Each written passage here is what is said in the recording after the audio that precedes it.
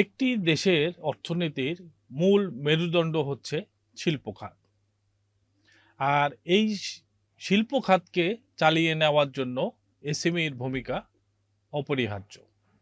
বাংলাদেশও এর ব্যতিক্রম নয়। বাংলাদেশের অর্থনীতির মোট জিডিপির প্রায় 30% আসে এই এসএমই খাত থেকে। প্রতি বছর 27শে জুন সারা বিশ্বব্যাপী পালিত হয় এমএসএমই দিবস। বিশ্বের অস্থিরতা, ডলার সংকট, মুদ্রাস্ফীতি, মূল্যস্ফীতি, কাঁচামালের ঊর্ধ্বগতি সব কিছু মিলে কেমন আছে আসলে এসএমই উদ্যোক্তারা। তার উপরে আবার সম্প্রতি 2026 এবং 27 সালের বাজেট প্রস্তাবনা উত্থাপিত হয়েছে জাতীয় সংসদে। এই বাজেট এবং সমসাময়িক বিষয় নিয়ে আমরা আজকে আলোচনা করব। জাতীয় এমএসএমই দিবস উপলক্ষে বিশেষ আয়োজন উদ্যোক্তা সংলাপ। আমাদের আজকের এই আয়োজনে অতিথি হিসাবে যারা রয়েছেন, আমার বামেই রয়েছেন জাহিদুল ইসলাম, স্বত্বাধিকারী আকলাক। তারপরে রয়েছেন ফারাদিবা, ফ্যাশন ডিজাইনার, প্রশিক্ষক এবং নারী উদ্যোক্তা। সর্বডানে রয়েছেন একরামুল ইসলাম, ট্যাক্স এবং ভ্যাট পরামর্শক। আপনাদের সবাইকে স্বাগত আমাদের আজকের অনুষ্ঠানে। আমি এই বছরের যে প্রতিপাদ্য বিষয় রয়েছে, এই বছরের এমএসএমই দিবসের প্রতিপাদ্য বিষয় রয়েছে, সেটা একটু আপনাদের সাথে শেয়ার করতে চাই। এই বছরের প্রতিপাদ্য বিষয় ঠিক করা হয়েছে দ্য ফিউচার জেনারেশন অফ এমএসএমইস। বাংলায় ভাষান্তর করলে দাঁড়ায় এসএমই এর ভবিষ্যৎ প্রজন্ম। জাহিদ ভাই, আপনাকে দিয়ে আসলে শুরু করতে চাই যে এই যে এসএমইর ভবিষ্যৎ প্রজন্ম, আপনি কি মনে করেন যে বাংলাদেশের আসলে প্রেক্ষাপটে উদ্যোক্তারা আসলে তাদের ভবিষ্যৎ প্রজন্মকে এই এসএমই সেক্টরে আনতে চাইবে কিনা, বা সেরকম পরিবেশ আসলে তৈরি হয়েছে কিনা? ধন্যবাদ আমিন ভাই, চমৎকার একটা প্রশ্ন করছেন যে আসলে আমরা নেক্সট জেনারেশন, আমি বারবার বলি হোয়াট উই আর ডুইং, আমরা যা করি সেটা কি আমাদের নেক্সট জেনারেশন ক্যারি ফরওয়ার্ড করবে কিনা। যদি আপনার নেক্সট জেনারেশন ক্যারি ফরওয়ার্ড না করে তাহলে এই বিজনেসগুলো টিকবে না, কোনোভাবেই টিকবে না। তার মানে আপনাকে এমন কিছু খুঁজে বের করতে হবে যেটা আপনার নেক্সট জেনারেশন চালায় নিয়ে যেতে পারবে। আমি এমন একটা ব্যবসা করছি যেটা আমি, আমার মেয়ে কিংবা আমার সন্তান, এরপরে আমার নাতিপুতি, এই 3টা জেনারেশনের জন্য আমি একটা কমপ্লিট ইনকাম মেথড তৈরি করে যাচ্ছি। এখন আমি যদি একটা ট্রেডিশনাল ট্রেডিং বিজনেস করি তাহলে তো এটা হবে না। করতে হবে কি, আকিজ যেভাবে কাজ করছে, আমরা যদি এক্সাম্পল দেখি, আকিজ গ্রুপের স্কোয়ার যদি এক্সাম্পল দেখি, এরা কি করছে, এরা নিজেদের পুরা লাইফটা পরিশ্রম করে কাটাইছে। আমিও তাই করতে চাই, আমি আমার জীবনটা পরিশ্রম করতে চাই যাতে আমার নেক্সট জেনারেশনগুলো বেটার লাইফ পায়, একটা সেটেলড বিজনেস পায়। কিংবা দেশের জন্য আকিজ সাহেবের নাম স্মরণ আসলেই আমরা দেখতে পাই উনি 1 লক্ষ মানুষের কর্মসংস্থান তৈরি করার জন্য উনি উদ্যোক্তা। আমি তো ওনার ছেলেরা এখন যদিও বিজনেসে আছে, বাট আমি বলবো যে হি ইজ দ্য পায়োনিয়ার। তো ওই জায়গাতে আমরা সবাই হয়তো বা আকিজ হইতে পারবো না, কিন্তু চেষ্টা করতে তো দোষ নাই। জি, তো ইনোভেটিভ কিছু করা, যে জিনিস কেউ করে নাই সেই জিনিস করতে হবে। আমরা যেরকম, আমি আমার কথা চিন্তা করলে বাংলাদেশ থেকে এখনো পর্যন্ত আমরা কিন্তু ড্রাই ফ্রুটের ইম্পোর্টার। বাংলাদেশের যে কোনো রকমের ড্রাই ফ্রুট আপনি পাবেন কোথা থেকে আসে, থাইল্যান্ড থেকে। যেই এই ফ্রুটটা কোথা থেকে আসে, থাইল্যান্ড থেকে। আমাদের দেশে আম, কাঁঠাল, কলা, লিচু অভাব নাই, এটা কেউ ট্রাই করে না। আমি সেটা শুরু করছি। এইটাকে আমরা দেখতে পাচ্ছি যে এটা ইউরোপে হয়তো বা আমরা পাঠাতে পারবো। যদি পাঠাতে পারি, ইউরোপ তো মার্কেটটা রেডি মার্কেট, বছরকে বছর মানে যুগ যুগ ধরে তারা এটা খাচ্ছে। তো এটা একটা রেডি জিনিস, হয়তো আমি করব, আমার নেক্সট জেনারেশন করবে, তার নেক্সট জেনারেশন করবে। আবার যদি তারা মানে ইনোভেশনের মধ্যে না থাকে তাহলে বিজনেস থেকে ছিটকে পড়বে। অর্থাৎ business is always something you need to innovate. তো নেক্সট জেনারেশনের বিজনেস বলতে হচ্ছে ইনোভেশন দিয়ে আপনাকে টিকে থাকতে হবে। ইনোভেশন ছাড়া আসলে আমরা নেক্সট প্রজন্মের কাছে আমরা কিছু রেখে যেতে পারবো না। না, আমি ট্রেডিং দিয়ে আমি একটা ব্যবসা ট্রেড করলে এটা সম্ভব না। Thank you. ফারাদি বাপা, আপনি তো একজন নারী উদ্যোক্তা। নারী উদ্যোক্তাদের এমনিতেই অনেক ধরনের চ্যালেঞ্জ থাকে। তো একজন নারী উদ্যোক্তাদের আসলে এই নেক্সট প্রজন্মের কাছে ব্যবসা হস্তান্তর করা বা তাদের জন্য একটা ব্যবসা রেডি করা, এইটার প্রেক্ষাপটটাকে আপনি কিভাবে আসলে দেখেন? ধন্যবাদ শাহিন ভাই। আপনি প্রথম যে কথাটা বললেন যে আপনি একজন নারী উদ্যোক্তা, আচ্ছা। সো চ্যালেঞ্জ বেশি। তো আমার কাছে প্রথম চ্যালেঞ্জটাই হচ্ছে এটা যে আমাকে আলাদাভাবে স্পেসিফাই করা যে আমি একজন নারী উদ্যোক্তা, এবং এটাই আমার কাছে মনে হয় সবচেয়ে বড় চ্যালেঞ্জ নারীদের একদম, জন্য। একদম ঠিক। মানে পুরুষকে পুরুষ উদ্যোক্তা বলা হয় না, কিন্তু নারীকে নারী উদ্যোক্তা বলা হয়, এটাই সবচেয়ে বড় বাধা। আর বাকিগুলো আসলে বলার কিছু নাই। আমরা যারা এই সেক্টরে কাজ করছি, সেটা উদ্যোক্তা হিসেবে করি, প্রশিক্ষক হিসেবে করি, যে যেভাবে কাজ করছি আমরা সবাই জানি। ভবিষ্যৎ প্রজন্মের ক্ষেত্রে ভাইয়া যে জিনিসটা বললেন, খুব সুন্দর কথা। আমার এখানে একটু ডিফারেন্ট বক্তব্য আছে। বক্তব্যটা হচ্ছে যে আমরা সবসময় আসলে উদ্যোক্তা হিসেবে নতুন কিছু ইনোভেট করা, এটা তো একটা বেসিক কনসেপ্ট থাকেই, কিন্তু সবসময় কি আসলে নতুন নতুন কিছু ইনোভেট করা এটাই কি পসিবল কিনা, এবং এই নতুন ইনোভেশনটাকে মার্কেটে টিকিয়ে রাখা, মার্কেটে গ্রহণযোগ্যতা, এগুলো অনেক ব্যাপার আছে। সাস্টেইন করা, যেটাকে আমরা জি। সাস্টেনেবিলিটি বলি। জি। মানে আমি ইনোভেশন করলেই যে সেটা সাস্টেনেবল হবে, সেটা যে লেগেসি ধরে রাখা সম্ভব এরকম কিন্তু না। যারা ব্যবসা করে তারা জানে জি। সব ব্যবসায় কিন্তু লেগেসি ধরে রাখা সম্ভব না। সম্ভব না। আমার দাদা হচ্ছেন, ওনাদের আমলে বলতেন যে হোশিয়ারি ব্যবসা। আচ্ছা।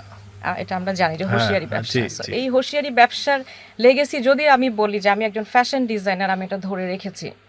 হুম। সো আমি হয়তো বোঝাতে পারছি যে আমি কি বলছি। আমার মাও একজন নারী উদ্যোক্তা, তিনিও সেম সেক্টরে কাজ করে গেছেন, কিন্তু একই কাজ আমার দাদা যেটা করেছেন, ওনারা হুঁশিয়ারি ব্যবসা বলতেন সেই সময়। আমার মা 25 বছর ব্যবসা করেন। উনি ফ্যাশন সেক্টরে ছিলেন না, কিন্তু উনি প্রোডাকশন করেছেন এই জামা কাপড়, ক্লদিং লাইনে। আমিও কিন্তু সেম কাজটাই করছি, ভিন্নভাবে করছি। সো আমার কনসেপ্ট হচ্ছে যে আমি যদি ভবিষ্যৎ প্রজন্মের জন্য কিছু করে যেতে চাই, রেখে যেতে চাই একজন এসএম উদ্যোক্তা হিসেবে, সো আমাকে এমন কিছু করতে হবে ওই কাজটা ভিন্নভাবে করা যায়। একই কাজ, একই কাজের ভিন্নভাবে, আধুনিকভাবে, যুগ উপযোগী করে করা। মানে আমি যে সবসময় যে নতুন কিছু আমাকে উদ্ভাবন মানে করতে এইসব হবে, ইনোভেশন না থাকলেও মানে নতুনত্ব। এক্স্যাক্টলি সিস্টেমটাকে জি। ধরে রাখা। যে জি। আমি যে কাজ করেছি, আমার সন্তান কিন্তু আমি যেভাবে কাজ করছি সেভাবে সে করবে না। তার সময় চেঞ্জ হবে, তার যুগ চেঞ্জ হবে, তার সিস্টেম চেঞ্জ হবে, কিন্তু বেসিক কাজটা সেম। সেখান থেকে আমাদের কাজ হচ্ছে যে ওই সিস্টেমটাকে তাদের উপযোগী করে তৈরি করা। ওকে। তার মানে আমরা আসলে কিন্তু জাহিদ ভাই এবং ফারাদিবা আপার কথায় মোটামুটি একরামুল ভাই আমরা আশাবাদী যে আমরা ভবিষ্যৎ প্রজন্মের জন্য নিশ্চয়ই ভালো কিছু রেখে যেতে পারবো। তা একরামুল ভাই, যেহেতু আপনি ট্যাক্স এবং ভ্যাট নিয়ে হচ্ছে কাজ করে থাকেন এবং আপনি খুবই দক্ষ একজন প্র্যাকটিশনার, তো এবারের বাজেটে অনেকগুলো ট্যাক্স এবং ভ্যাটের বিষয় উঠে এসেছে, যেগুলো নিয়ে আমি আসলে আপনার কাছ থেকে একটু পরিষ্কার হতে চাই। তার মধ্যে একটা হচ্ছে যে 2026-27 সালের বাজেটে কিন্তু বলা হয়েছে যে আগামী অর্থবছর থেকে টিন ছাড়া ব্যাংক অ্যাকাউন্ট ওপেন করা যাবে না। এইটা হচ্ছে একটা। আরেকটা হচ্ছে যে যারা ব্যবসায়ী ব্যাংক অ্যাকাউন্ট খুলবে, চলতি ব্যাংক অ্যাকাউন্ট খুলবে, তাদের জন্য ভ্যাট প্রয়োজন হবে। অর্থাৎ মূসক ছাড়া কোনোভাবেই ব্যবসায়ী অ্যাকাউন্ট খোলা যাবে না। তো আমাদের উদ্যোক্তারা তো এমনিতেই ট্যাক্স এবং ভ্যাটকে কেন জানি ভয় পায়। তো এই যে দুটো বিষয়, এই দুটো বিষয় কি আমাদের আসলে উদ্যোক্তাদেরকে মানে অ্যাক্সেস টু ফিন্যান্সের থেকে কি আর কি নিরুৎসাহিত করবে কিনা? আপনি যে কোশ্চেন করলেন, এই কোশ্চেনের অ্যান্সারটা দেওয়ার আগে আমি আরেকটু পিছনের দিকে যাব। জি। সেটা হলো যে আমাদের জাহিদ ভাই সত্ত্বাধিকারী আকলাক, উনি একটু আগে বললেন যে আমাদের ড্রাই ফ্রুটটা কিন্তু দেশের বাইরে এক্সপোর্টের সুযোগ আছে, কারণ আমাদের এই সেক্টরটা পুরোটাই ইম্পোর্ট সেক্টর এবং আমাদের দেশে প্রচুর ফল হয়। একদম। ঠিক আছে, তো আমার যতটুকু জানা যে এখানে দেশে যে প্রচুর ফল হয়, জাহিদ ভাইও ভালো বলতে পারবে, যে এই ফল সংরক্ষণের আমাদের তেমন কোনো ব্যবস্থা নেই, বা যতটুকু আছে আমরা যদি ড্রাই করে সংরক্ষণ করি বা এক্সপোর্ট করি, তাহলে বাইরে এটার এক্সপোর্ট মার্কেটটা অনেক ভালো। আমি কেন এই কথাটা বললাম, যে আপনি যে কথাটা বললেন যে আমাদের উদ্যোক্তারা ভ্যাট বা ট্যাক্সের বিষয়গুলোকে ভয় পায়, তো আসলে এখানে ভয়ের কিছু নাই। কিছু না। যে ব্যবসায়ীদের ডকুমেন্টেশন একটা বড় মূলধন। কারণ আপনি ব্যবসা করতেছেন দীর্ঘদিন ধরে, সেখানে দেখা গেল যে যে কোনো একটা কাজের জন্য আপনার যখন ডকুমেন্টেশন দরকার হয়, তখন আমরা দেখি যে অনেক উদ্যোক্তাদের, ব্যবসায়ীদের এই ভ্যাট বা ট্যাক্সের ডকুমেন্টসগুলো আপডেট থাকে না। তো তখন তারা যে একটা বড় সমস্যার সম্মুখীন হয়। আর এবার বাজেটে যেটা আসছে, এবার বাজেটে গভর্নমেন্ট ব্যবসায়ীদের সুবিধার জন্য অনেকগুলো দিক কিন্তু নিয়ে আসছে। যেরকম আমরা গত বছর যদি দেখি, গতবার যেটা করলো যে ইন্ডিভিজুয়াল ট্যাক্স পেয়ার যারা, ব্যক্তি করদাতা যারা, তাদের কিন্তু শতভাগ অনলাইনে রিটার্ন সাবমিট করতে হয়েছে। দ্যাট মিনস যে ভয় একটা যে আপনি সময় বের করবেন, ট্যাক্স অফিসে যাবেন, আপনার মেলায় কাগজপত্রগুলো, যাবেন। মেলায় যাবেন। এখন যদিও মেলা হয় না, জি। আগে একসময় মেলা হতো। হুম। তো এখন বাইরে মেলা হয় না, কিন্তু ট্যাক্স অফিসগুলোতেই তাদের ওই মেলার হ্যাঁ, পরিবেশে তারা পরিবেশটা তৈরি রিটার্নগুলো করা হয়। দাখিল করো।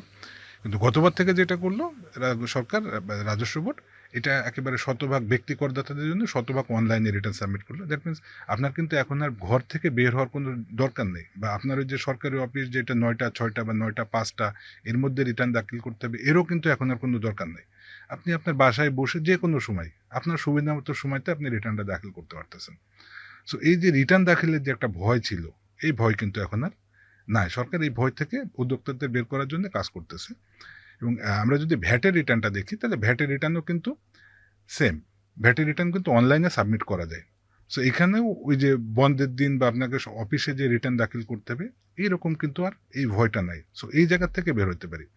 আমরা যে ভ্যাটের রেজিস্ট্রেশন যেটা বললেন আপনি, যে ব্যাংকে অ্যাকাউন্ট করতে গেলে আপনাকে ভ্যাট রেজিস্ট্রেশন লাগবে। হ্যাঁ, ভ্যাট রেজিস্ট্রেশন কিন্তু সহজ। আপনি ঘরে বসে আপনার ইনফরমেশন দিয়ে একটা ফর্ম ফিল আপ করবেন, সংশ্লিষ্ট দলিলাদি অ্যাটাচমেন্ট দিয়ে আপনি অনলাইনে রেজিস্ট্রেশনের জন্য অ্যাপ্লিকেশন করবেন, এবং সেটা আপনার রেজিস্ট্রেশন সার্টিফিকেটটা অনলাইনে চলে আসবে। এই জন্য আপনার ভ্যাট অফিসে যাওয়ার কোনো দরকার নেই। সো যে আমি কী কী ডকুমেন্টস নিয়ে যাব, বা কোন জায়গাতে যাব, কোন অফিসে যাব, আপনার এই হ্যাসেল কিন্তু এখন আর নাই। আপনি ঘরে বসে সেবাগুলো পাইতেছেন। সো এই যে ভ্যাট রেজিস্ট্রেশনের যে ভয়, রিটার্ন দাখিলের যে ভয়, এইগুলা কিন্তু এখন আর নাই। আপনি ঘরে বসে আপনার সুবিধা মতো পাবেন। সেকেন্ড হলো যে আরেকটা যেটা বললেন যে টিআইএন, সব ব্যাংক অ্যাকাউন্ট হোল্ডারদের টিআইএন সাবমিট করতে হবে। যদিও এবার বাজেটে এটা একটা প্রস্তাবনা আসছে, এখনো বাজেটটা পাস হয়নি। সো বাজেট পাস হলে যে সবার ব্যাংক অ্যাকাউন্ট লাগবে কিনা, কোন ক্যাটাগরি কি লাগবে না লাগবে, এর মধ্যে হয়তো আরও অনেক ক্লারিফিকেশন আসবে। বা গভর্নমেন্ট কিন্তু বাজেটে অনেক কিছু বলে দিয়েছে, যারা সেভিংস অ্যাকাউন্টস না, সব সেভিংস অ্যাকাউন্টস না, বিশেষ করে যারা কারেন্ট অ্যাকাউন্ট করবে, চলতি হিসাব যারা করবে, তাদের জন্য এটা ম্যান্ডেটরি আপাতত করতেছে, এবং এরপরে এগুলো ক্লারিফিকেশন আসবে। সো এই টিএন করতেও কিন্তু আপনাকে ট্যাক্স অফিসে যাইতে হয় না। টিএন আপনি ঘরে বসে কয়েক মিনিটের মধ্যে করতে পারেন, বেসিক কিছু ইনফরমেশন দিতে হয়। সো এইখানে এই যে ভয়টা আপনি যে প্রথমে বললেন যে ভয়, এই ভয় কিন্তু এখানেও নাই, যে আপনি এটা টিআইন করবেন, কোথায় যাবেন, ট্যাক্স অফিস চিনেন না, কার কাছে যাবেন, কি করবেন, কোনো কিছু করা লাগতেছে না। না, একমল ভাই, আমি আপনার সাথে একমত যে এই ভয়টা হয়তো নাই, যে আমি খুব ইজিলি হচ্ছে টিন সার্টিফিকেট করে ফেলতে পারতেছি। এবং এবারে বাজেটে এটাও বলা হয়েছে যে টিনের মতো ভ্যাটের তথ্য দিলে অটোমেটিক সেই ভ্যাট সার্টিফিকেটটাও ক্রিয়েট হয়ে যাবে। সবই ডিজিটালাইজড করে দেওয়া হয়েছে। কিন্তু এইখানেই কিন্তু আমার ভয়টা হচ্ছে বেশি। কেন বেশি? কারণ প্রান্তিক জনগণ কিন্তু এখন পর্যন্ত, যদি আমি সবাইকে এই ট্যাক্স ভ্যাটের আওতায় আনতে যাই, তারা কিন্তু এখনও এই ডিভাইস, অনলাইন, ইন্টারনেট এইগুলোর সাথে কিন্তু এখনও খুব বেশি মানে ফ্রেন্ডলি না। যে কারণে কিন্তু আমাদের ইউনিয়ন পরিষদগুলোতে জন্ম নিবন্ধন, মৃত্যু নিবন্ধন করার জন্যও কিন্তু আমাদের ডিজিটাল সাপোর্ট সেন্টার ওপেন করতে হয়েছে। তো সেক্ষেত্রে আমরা যদি এইটা একবারেই সারা দেশে যদি এইভাবে অনলাইন করে দেই, তাহলে সেক্ষেত্রে আবার তৃতীয় কোনো পক্ষ এসে এখানে না তারা হচ্ছে মানে দখলদারিত্ব তৈরি করে, এই জায়গাটা আমি ভয় পাচ্ছি। না, এইখানে তৃতীয় পক্ষর দখলদারিত্বের কোনো সুযোগ নাই। কারণ হলো যে আমি একটু অ্যাড করে দেই ভাইয়ার সাথে। যেমন ধরেন এই টিন সার্টিফিকেট আমরা একটা খুব ইজিলি টিন সার্টিফিকেট করতে পারি, এটা করে ফেলে লোকজন। অনেকে অনেক কাজে যায়, বলে যে টিন করে নিয়ে আসেন, টিন করে ফেলে, কিন্তু রিটার্ন দেয় না। ভ্যাটের ক্ষেত্রেও যদি সেম ঘটনা ঘটতে থাকে, যে ভ্যাট সার্টিফিকেট করে ফেললো ইজিলি, কিন্তু রিটার্ন দিল না, তখন তো কয়েকদিন পরে তারা একটু ঝামেলায় পড়বে আমার ধারণা। না, এই যেটা বললেন যে অনেকে প্রান্তিক পর্যায়ে অনেকে এখনো ডিভাইসের সাথে সম্পৃক্ত না। তো এইখানে গভর্নমেন্টের যে পদক্ষেপগুলো নিয়েছে, গভর্নমেন্ট হলো যে আমরা যদি দেখি গত বছরে গভর্নমেন্ট হিউজ এই প্রফেশনালদের সার্টিফিকেট দিতেছে। সো এখানে আনপ্রফেশনাল যারা আছে, বা আপনি যেটা বললেন তৃতীয় পক্ষের এই ধরনের সুযোগ থাকবে না, কারণ গভর্নমেন্ট নিজে থেকে উদ্যোগী, এবং গভর্নমেন্ট হিউজ ট্যাক্সের কাজ করার জন্য আইটিপি, ইনকাম ট্যাক্স প্র্যাকটিশনার, এবং ভ্যাটে কাজ করার জন্য মূসক পরামর্শক লাইসেন্স তারা দিতেছে, প্রতি বছরই দিতেছে।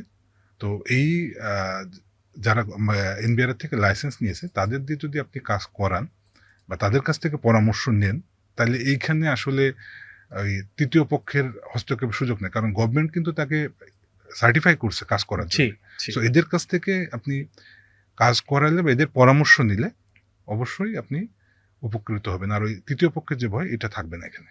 জাহিদ ভাই, আপনার কাছে আসি যে আমাদের হচ্ছে বর্তমানে মূল্যস্ফীতি আছে প্রায় 7.5। তো এখান থেকে সরকার হচ্ছে লক্ষ্যমাত্রা নির্ধারণ করেছে যে এটাকে নামিয়ে 6.5-এ নামিয়ে আনবে।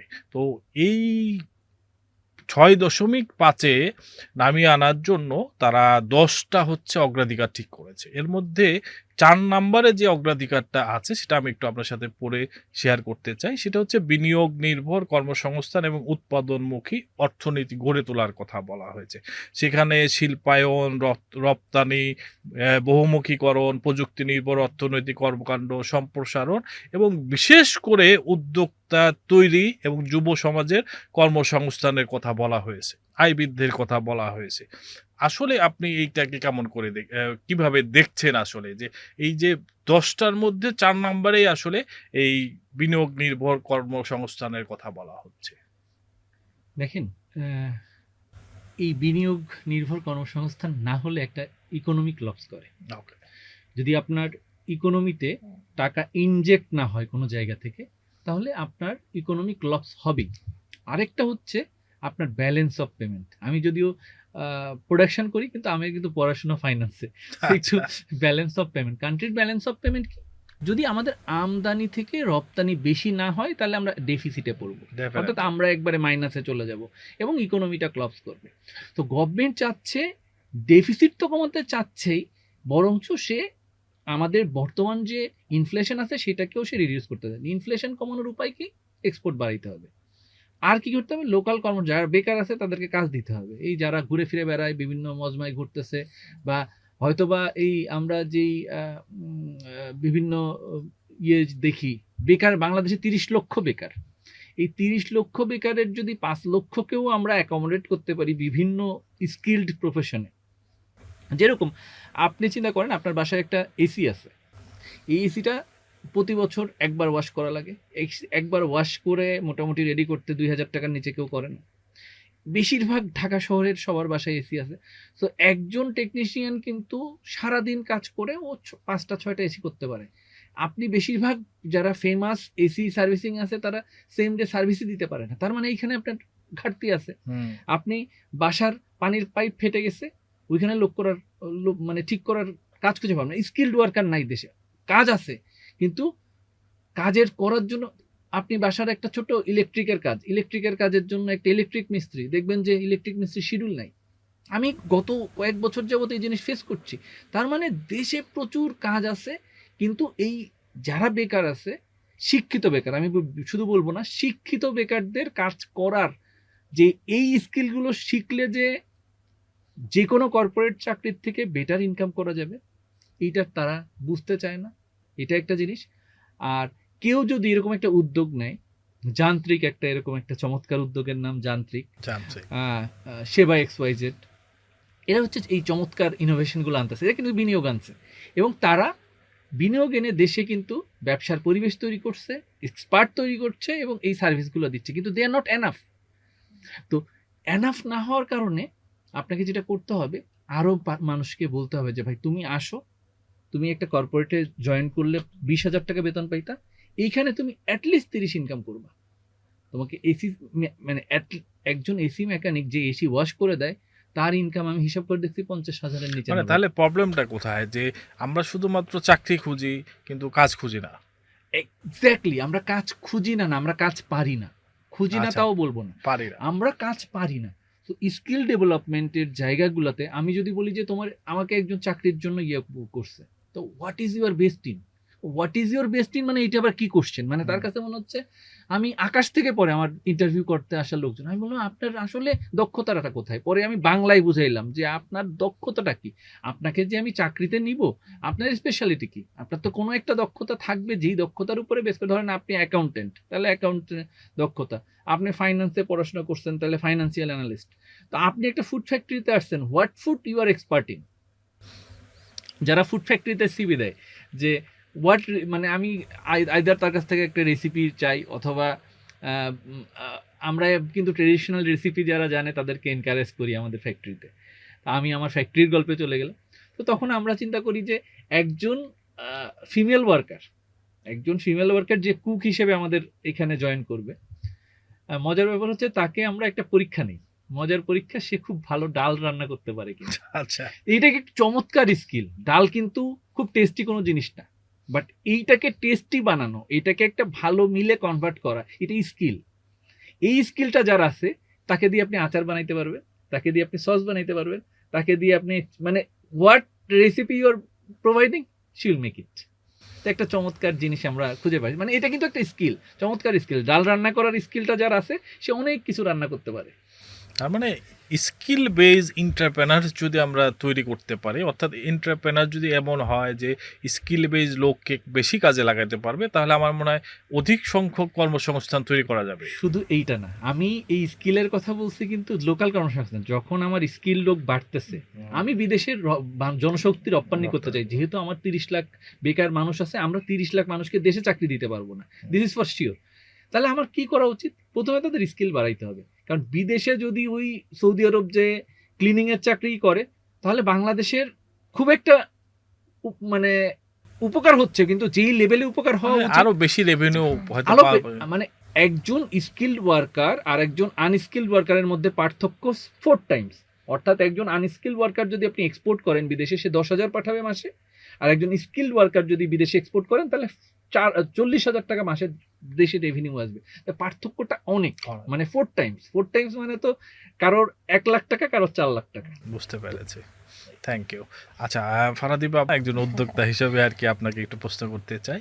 তো সেটা হচ্ছে যে এবারের শিক্ষা ব্যবস্থায় বলা হয়েছে যে আপনার এই স্কিল বিষয়ক, যেটা জাহিদ ভাই আলোচনা করছিল, যে স্কিল বিষয়ক বিভিন্ন বিষয় অন্তর্ভুক্ত করা হবে এবং সেটা প্রাথমিক স্তর থেকেও করা হতে পারে। সো আপনি যেহেতু একজন শুধু উদ্যোক্তা না, একজন অভিভাবকও বটে, তো আসলে এই যে আমাদের পাঠ্য বইয়ে যে উদ্যোক্তা বিষয়ক যে বিষয়গুলো চলে আসছে, তো সেটাকে আসলে আমরা একজন উদ্যোক্তা হিসাবে বা একজন অভিভাবক হিসাবে আপনি কিভাবে মূল্যায়ন করবেন?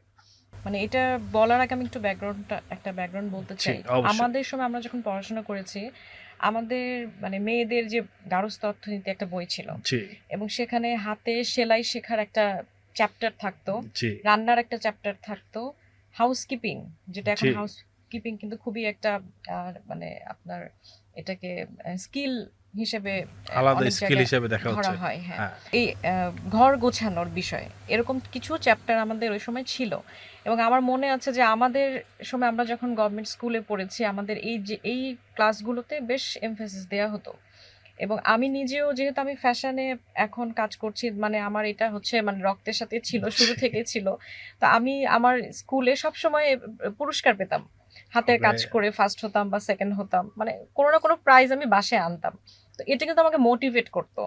এবং এই যে আমার বর্তমানে যে কাজ, এটার পিছনে এই যে আমি ধরেন আমার ক্লাস 7, 8, 6 এই সময়ের যে আমি স্কুল থেকে পুরস্কার পেতাম, ফার্স্ট হতাম হাতের কাজ করে, একটা জামা সেলাই করে, এটা কিন্তু আমি এখনো মনে রেখেছি। এটা আমাকে অনেক অনেক বেশি অনুপ্রেরণা দেয় যে আমি এইটাকে ধরে নিয়ে কাজ করছি এখন। এবং আমি যখন শেখাই প্রশিক্ষক হিসেবে, আমি তাদেরকে এটা রেফারেন্স হিসেবে বলি।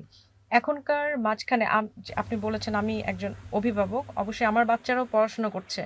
মাঝখানে একটা বড় সময় ছিল যেখানে আসলে শিক্ষা কারিকুলামের মধ্যে এই ধরনের কোনো স্কিল অন্তর্ভুক্ত ছিল না। শুধুমাত্র হাতের কাজ, রান্না শেখা এটাই না, শুধুমাত্র মেয়েদের জন্য না, নাচ, গান, ছবি আঁকা, এই বিষয়গুলোকে আমাদের সময় খুব বেশি এমফাসিস দেয়া হতো।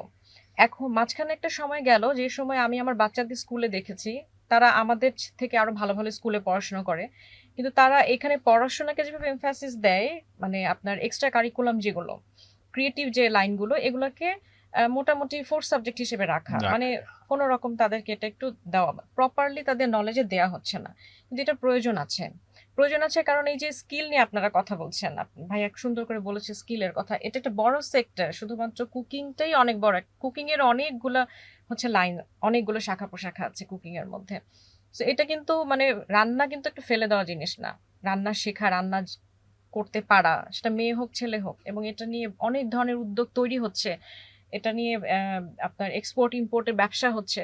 তার মানে এটা যদি একটা বাচ্চাকে ছোটবেলা থেকে শেখানো হয়, তাকে যদি বোঝানো হয় যে না তুমি শুধু পড়াশোনা করো, ম্যাথ পড়ো, ফিজিক্স পড়ো, কেমিস্ট্রি পড়ো, এটাই না, এটার পাশাপাশি সে আরো অনেক কিছু করতে পারে।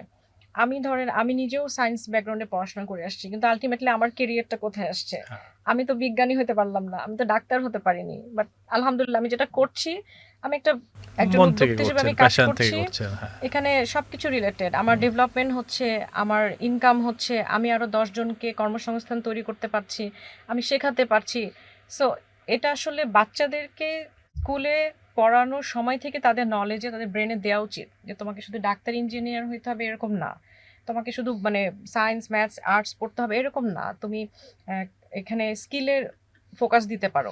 সো এটার অন্তর্ভুক্ত করা খুব ইম্পর্টেন্ট, খুব দরকার। এবং আরেকটা বিষয় হচ্ছে যে অনেক বাচ্চা পড়াশোনাও করতে চায় না, এরকমও আছে। এটা মানে আমি মানে খুবই ইয়ে করে বলছি যে অনেক ছেলে মেয়ে আছে যারা আসলে বইয়ের যে ম্যাথস করা, ইংলিশ করা, এই পড়াশোনাতে তারা সবার ব্রেন তো সেম না, কিন্তু অনেকে কিন্তু হাতে কলমে কাজে এক্সপার্ট। অনেক হ্যাঁ। বাচ্চারা ঘরে বসে হাতে অনেক কিছু তৈরি করছে, এখানে তাদের ফোকাস থাকে।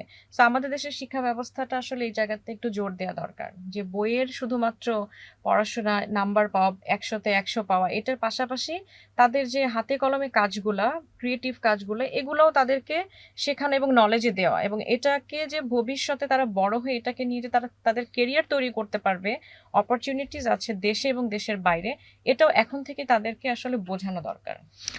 আমি আপনার সাথে একমত আপা, কিন্তু এই যে বললেন যে 100-তে 100 পাওয়া, এই 100-তে 100 পাওয়ার জন্য কিন্তু কিছু কিছু অভিভাবক আবার খুব ডেসপারেট থাকে। জি। তো তারা আসলে এই বিষয়টাকে কিভাবে নেবে? তারা কি মনে করবে যে না আমার ছেলেটা আসলে এইটা কেন শিখতেছে, ও তো বড় হয়ে ডাক্তার হবে অথবা সে ইঞ্জিনিয়ার হবে, তাহলে তারা এখন আসলে স্কিল বিষয়ে আসলে শেখার কি দরকার? আচ্ছা, এখানে হচ্ছে এটা আপনি ভালো বলেছেন, এরকম আছে অনেকে।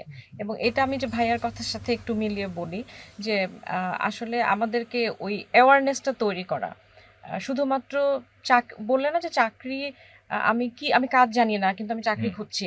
সো এটা কিন্তু অভিভাবকদেরও বোঝা দরকার যে আসলে আমার বাচ্চাকে বা আমার সন্তানকে বা আমি যেই আমরা কাজ করতে চাচ্ছি, আমি আসলে স্কিল কিনা, আমি কিছু জানি কিনা। আমার বাচ্চা জানে না কিন্তু তাকে ছোট থেকে শেখানো। হ্যাঁ, এখানে টোটাল আসলে এনভায়রনমেন্ট এরকম হয়ে গেছে, সিস্টেমটা এমন হয়ে গেছে, সিস্টেমে চেঞ্জ আনাটা খুবই জরুরি। এবং শিক্ষা জায়গা থেকে শিক্ষা কারিকুলাম যেটা, সেখানে এটাকে বাধ্যতামূলক করা দরকার। মানে আপনার ধরেন যে ওই 100-এ 50 মার্ক আপনি খাতায় লিখে পাবেন, বাট বাকি 50 নাম্বার আপনাকে প্র্যাকটিক্যালি প্র্যাকটিক্যালি। ডেমনস্ট্রেশনের মাধ্যমে, প্র্যাকটিক্যাল কাজ করে আপনাকে নাম্বার পাইতে হবে। এটা প্রত্যেকটা বিষয়ের সাথে অন্তর্ভুক্ত করা উচিত। এটা চাইলে কিন্তু এটা করা যায়, কারণ আমরা যারা প্রশিক্ষণ নেই আমরা জানি যে আমরা কিন্তু চাইলে ম্যাথসের মধ্যে আমরা এটা করতে পারি।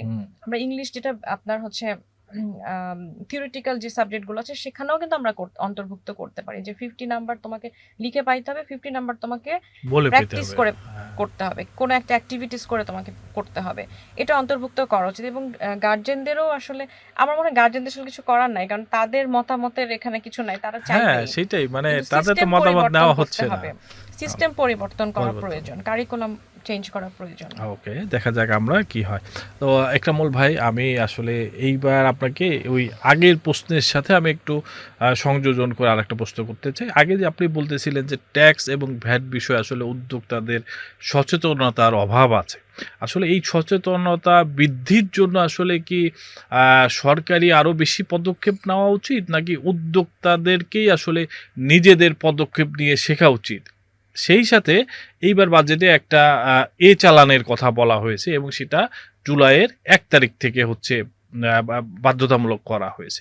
এই দুটো বিষয় মিলে আপনার কাছ থেকে আমি শুনতে যাচ্ছিলাম। একটু অ্যাড করতে চাই জি, আমিন ভাইয়ের জাহেদ সাথে। ভাই। ভাই একটু অ্যাড করি, উদ্যোক্তাদের এরকম গাইডলাইন নাই হয়তো যে আমি আমার ট্যাক্স রিটার্নটা জমা দিতে চাচ্ছি, তো আমি কিভাবে আসলে নিজের ট্যাক্স রিটার্ন প্রস্তুত করব এবং জমা দিব। আমার এইবার বললেন যে ভ্যাটটাও বাধ্যতামূলক করা হচ্ছে এইবার বাজেটে, যদি ভ্যাট বাধ্যতামূলক করা হয় সেটা রিটার্ন কিভাবে প্রস্তুত করতে হয়, এটার কমিউনিকেশন কি উদ্যোক্তা পর্যন্ত পৌঁছেছে? না পৌঁছালে পৌঁছানোর প্ল্যান কি? কারণ এই যে লাখ লাখ মানুষ তাদেরকে বাধ্যতামূলক ভ্যাটের আওতায় আনা হচ্ছে, তাদের জন্য এনাফ ভ্যাট কনসালটেন্ট আছে না তারা নিজেরটা করতে পারবে? এই কোশ্চেনটা আমি সাথে অ্যাড করলাম। আচ্ছা, প্রথমে একটা জিনিস বলি, সেটা হলো যে গভর্নমেন্ট আমাদের যে অনলাইনে ভ্যাট রিটার্ন সাবমিশন বা ট্যাক্স রিটার্ন সাবমিশনের সেটা হলো যে গভর্নমেন্টের গাইডলাইন আছে যে একজন ট্যাক্স পেয়ার কীভাবে তার ভ্যাট রিটার্নটা সাবমিট করবে, ট্যাক্স রিটার্নটা সাবমিট করবে। এরপরে হলো যে প্রতি বছরই বাজেটের পরে যে এনবিআর ট্যাক্স রিটার্নের জন্য একটা পরিপত্র প্রকাশ করে এবং সেখানে ডিটেলস দেওয়া থাকে, উদাহরণ অঙ্ক করে দেওয়া থাকে সেখানে, যে আপনার এই ধরনের ইনকাম হলে আপনি এইভাবে রিটার্ন সাবমিট করবেন, ক্যালকুলেশন এইভাবে করবেন। ঠিক আছে, সেটা তো গভর্নমেন্ট পাবলিশ করতেছে এবং অনলাইনে এনবিআর ওয়েবসাইট এগুলোতে পাবলিশ করতেছে। যেহেতু গভর্নমেন্ট এটা করতেছে হলো অনলাইন বেস, হার্ড কপিতে না, অনলাইন বেস। আগে যখন হার্ড কপিতে দিত তখন আমরা জানি যে মেলা হতো, মেলাতে গেলে ওখানে তারা রিটার্ন সাবমিশন কীভাবে করতে হয় দেখাই দিত, যে আপনি এইভাবে আপনার রিটার্নটা ফিল আপ করেন।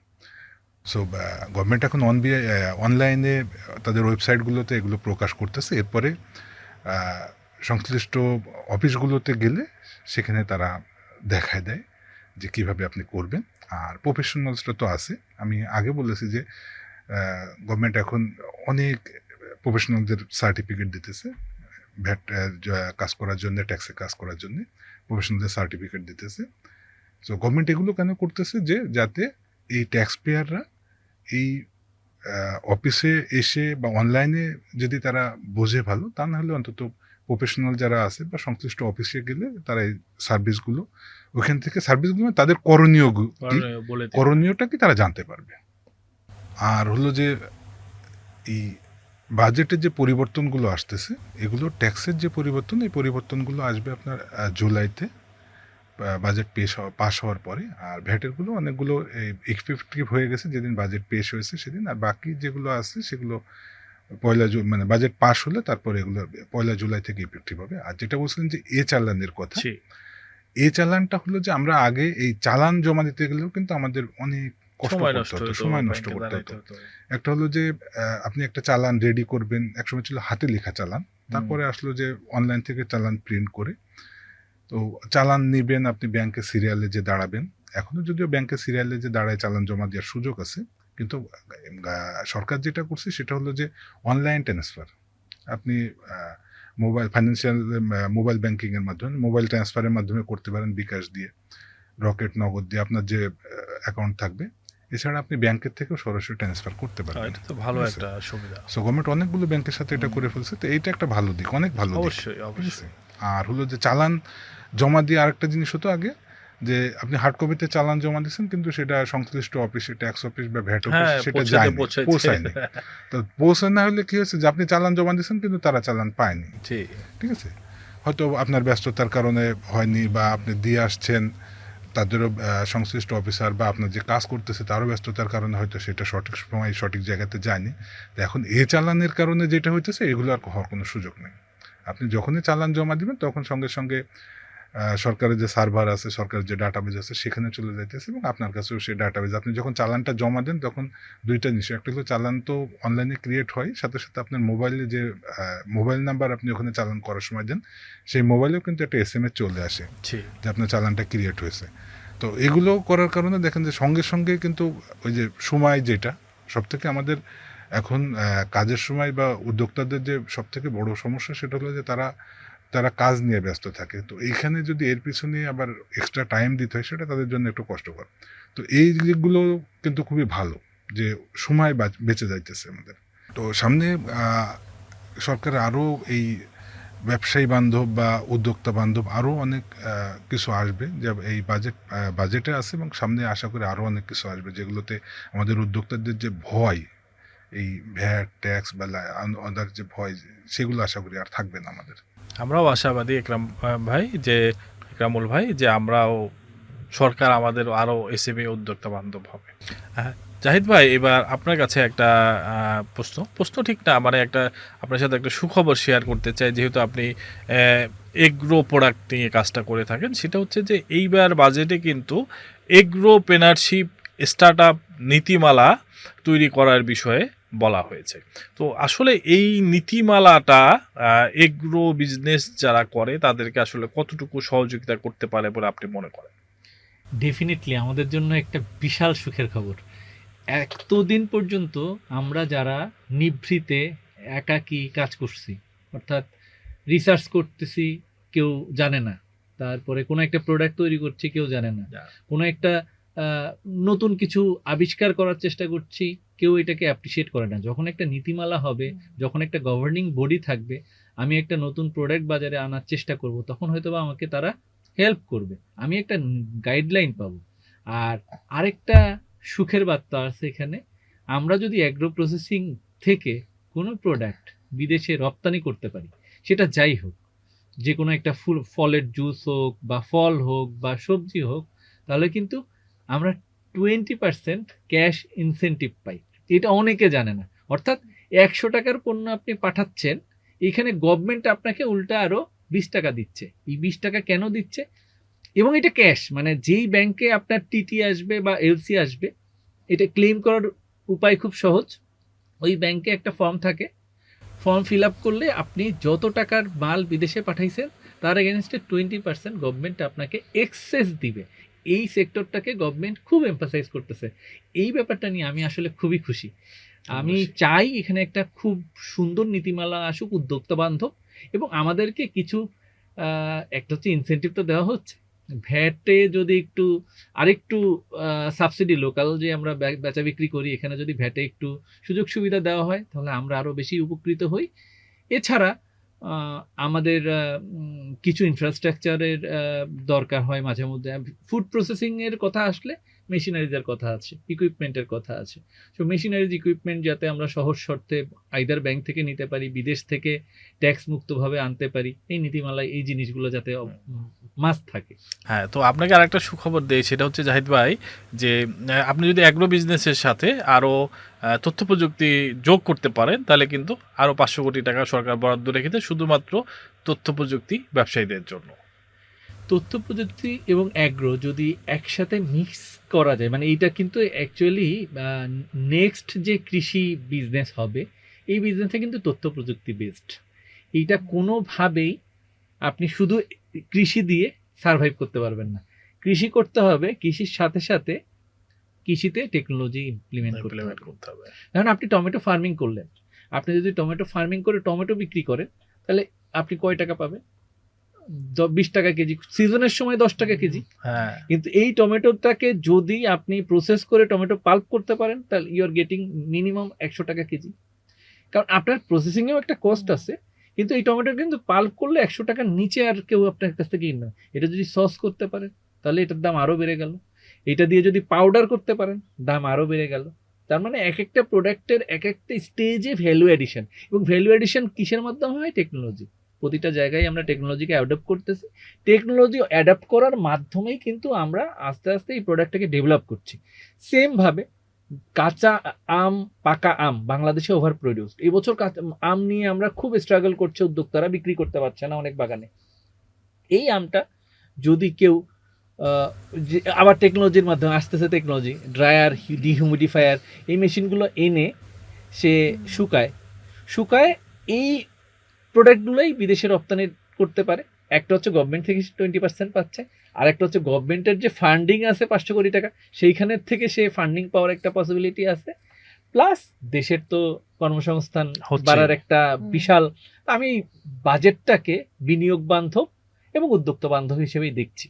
ওকে, ধন্যবাদ ফারাদি বাপা। সেটা হচ্ছে যে এই যে তথ্য প্রযুক্তি খাতে 500 কোটি টাকা বরাদ্দ রেখেছে, এখানে আসলে নারীরা সেইভাবে আমার মনে হয় ঢুকতে পারছে না, এক্সেস নিতে পারছে না। এইটার কারণ কি? এটার কারণ হিসেবে এরকম বলা যেতে পারে যে আসলে এক্সেস দেয়া হচ্ছে কিনা।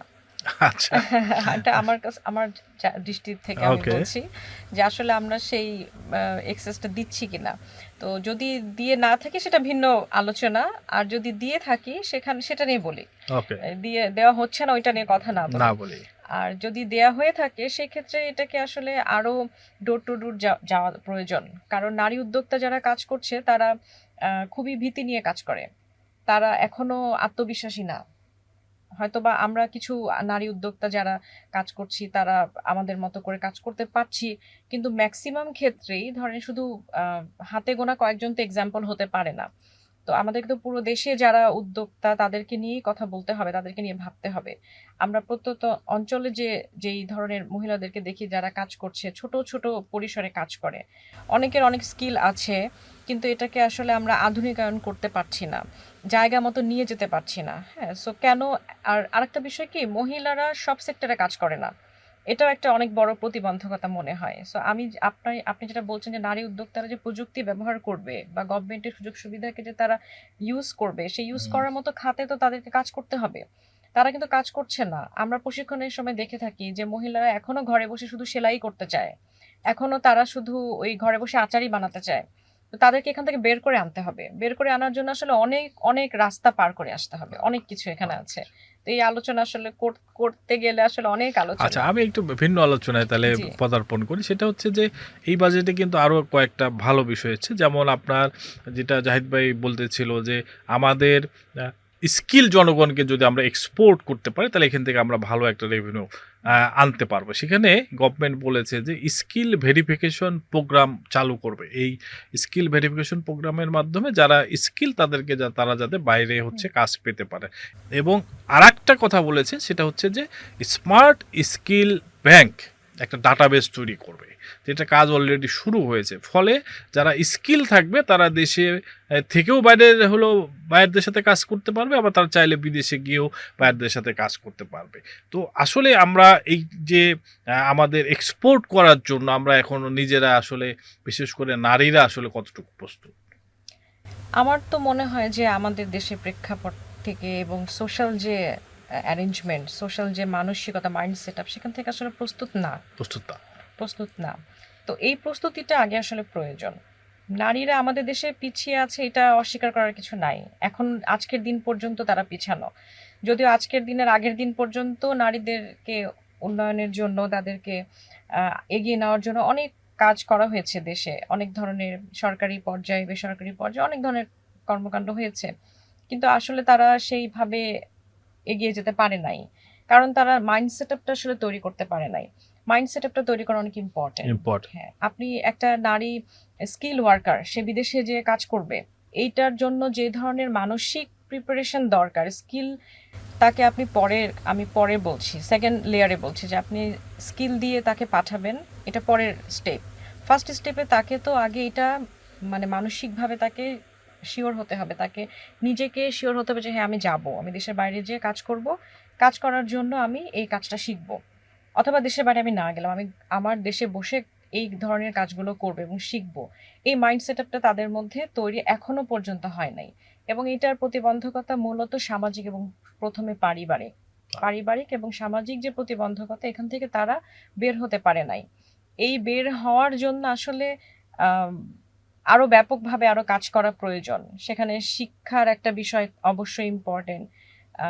শিক্ষার সাথে সামাজিক কিছু অ্যাওয়ারনেস তৈরি করা, আরো কিছু উদ্যোগ নেওয়া, যেটা দিয়ে তাদেরকে উৎপাদনশীল করা যায়, মানে তারা প্রোডাক্টিভ কিছু করবে।